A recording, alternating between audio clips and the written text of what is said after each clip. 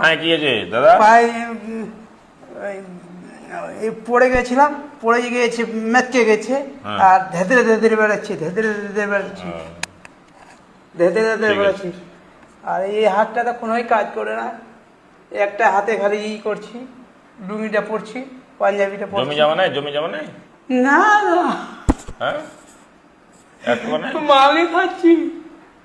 ও, আমার বাবার জমি নাই, ও, আমার মারও জমি নাই, আমার বাবাও খেটে খাচ্ছে বা অনেক পেরেশান করছে আমার বাবা।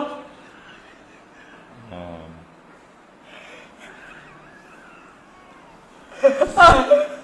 আমার বহুত পেরেশানি,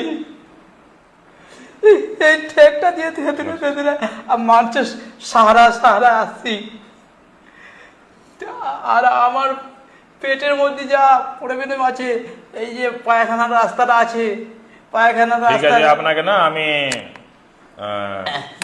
কিছু খাওয়ার জন্য দিছি। আর মানে এরপরের জন্য যে আপনি ডাক্তারের কাছে যাবেন, হ্যাঁ, আর রমজান মাসে আমার সাথে দেখা করবেন, ঠিক আছে?